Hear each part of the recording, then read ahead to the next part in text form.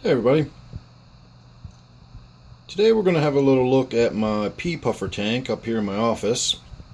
And I just did a water change today, and while I was in there I kept having trouble finding all four of them, and in fact right now we're still only looking at three of them. They're very outgoing. They come right up to the glass when I come in the room. They wait to be fed. But earlier I could only find three. So when I did the water change and finished up, the fourth one was out and did not look good at all. It was very emaciated and very thin, sunken belly, which never looks good on a puffer. Anytime you see a puffer that's got a concave belly area, that's not a good sign at all. So I'm not sure what's going on there. Let's see. Nope, that's not. If I can find the one that doesn't look good, I will point it out. But so far I'm only seeing the three that seem fairly normal and active and healthy. They always come over to look at my finger whenever I come in and talk to them.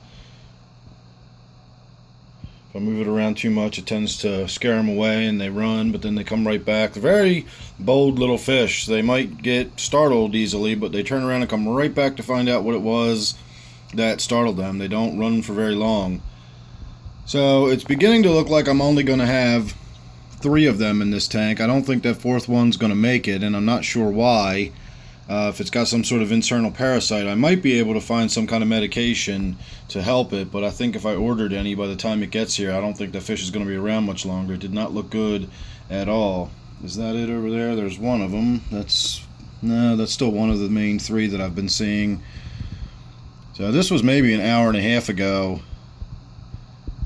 So who knows? And these things are so hard to find if they don't want to be found, or if it's just kind of sitting, back behind that cave or even inside the cave somewhere. We're never going to see it. So I do have a little bit of bloodworms right here. So we'll put them in the tank. Watch these guys have a little feed.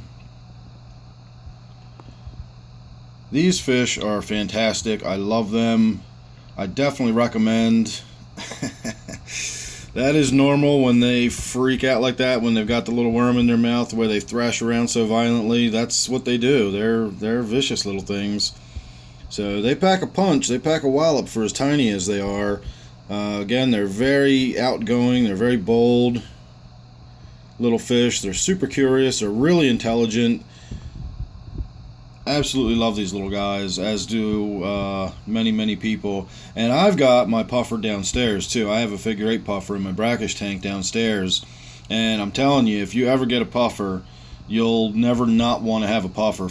They're just fantastic fish. I always say it's as close to having like a pet dog or a puppy in a fish tank environment that you'll ever have when you have a puffer for a pet. Fantastic little fish, tons of personality, very intelligent, very personable. They will definitely get to know you. These little guys, one of the things I find so fascinating about them is they have facial recognition. I swear they have facial recognition, in the sense that they understand the difference between me being in the room and me actually looking at them. If I'm sitting at my desk right here looking at the computer or facing the computer, but if I watch them out of the corner of my eye, I can see that they're just minding their own business. They're in the tank doing their own thing.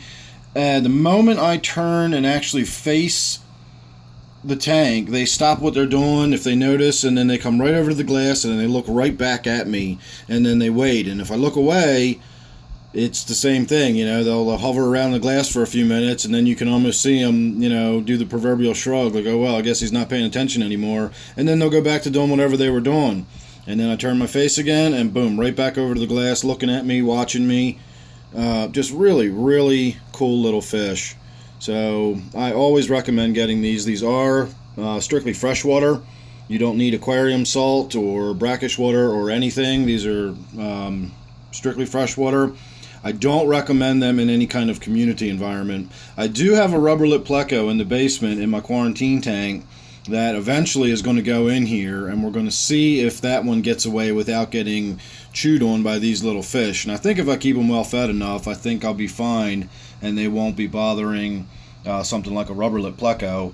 But it might get its fins nipped. We'll have to wait and see. If it does, I'll take it out of there. I'm not going to keep it in there if it's going to get, death by 1,000 nips, which is exactly what these little guys will do. They will just nip and nip and nip until much, much larger fish are dead. So, that's about it. I don't know why my camera can't figure out what it wants to focus on in here. This is just a 10-gallon tank. Again, I did my water change today. My floating water sprite is growing in nice and full. These guys do like planted tanks and heavily planted tanks. Lots of things to block their lines of sight and their vision. They're very territorial and can be aggressive towards each other. So 4 of them is about the most I would ever try to put in a 10-gallon tank. And that's only if you've got a lot of plants and decor and stuff. And I am trying to let the plants grow in a little thicker here. This is only just the beginning. This tank will be pretty lush at some point here in the fairly near future as all this water sprite and java and water wisteria starts to grow in some more. So make sure you're subscribed. That way you won't miss any of the updates I got coming up on this tank or any of the ones I've got down in my fish room in the basement. Don't forget, this is my Pea Puffer Tank. Thanks for watching. Hope you enjoyed it, and I will see you real soon on the next one.